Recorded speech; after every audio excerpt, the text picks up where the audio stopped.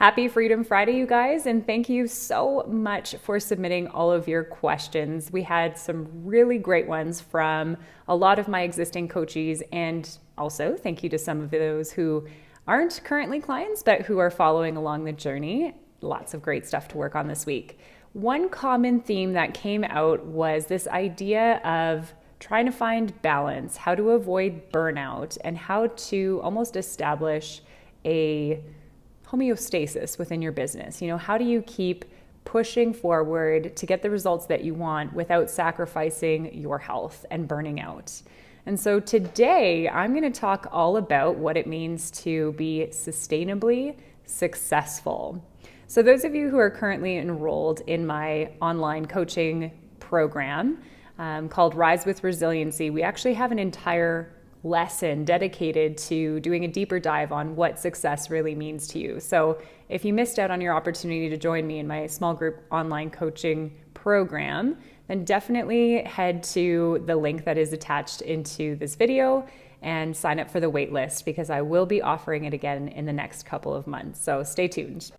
All right, so let's dive right in, you guys. I'm going to walk you through a 4-step process on how you can start to implement sustainable success into your business, into your leadership, and your life.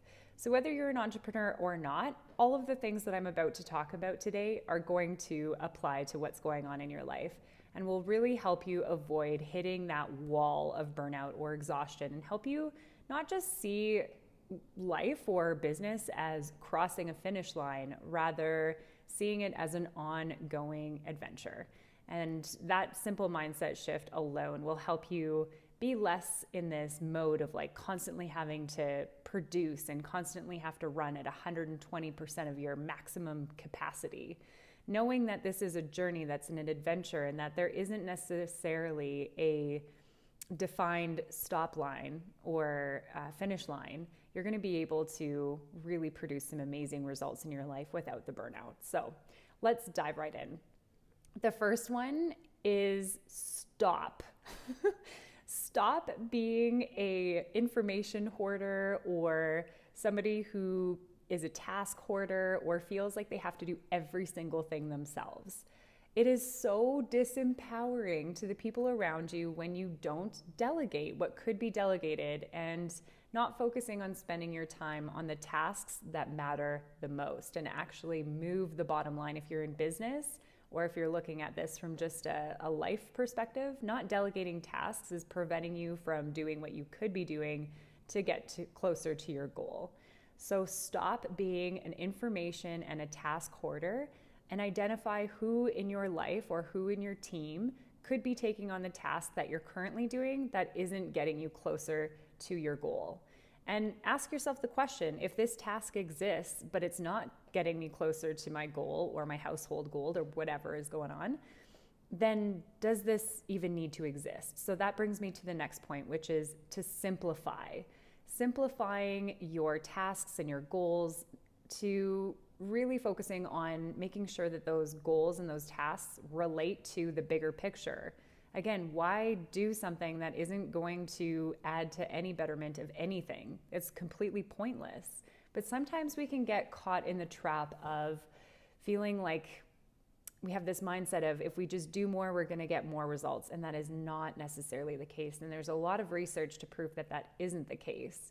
And if you embody that mindset of having to hustle for a result, or having to constantly produce for the results in your life, you will lead to burnout. You will lead to exhaustion and potentially other harmful mental health concerns. So really think about, what can I simplify, and creating a task list and looking at the things that you're currently doing that are or are not contributing to your goals or to getting you the results that you want in your business or your life. And then that leads me to the next one, which is source out.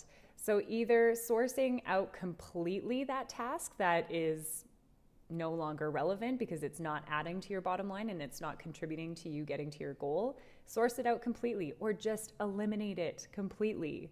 So thinking about, again, where can I allocate this task to? Maybe it's a virtual assistant, maybe it's somebody on my team, maybe it's hiring a cleaner, maybe it's just starting small with the budget that you have to start to eliminate the things that aren't moving your business forward.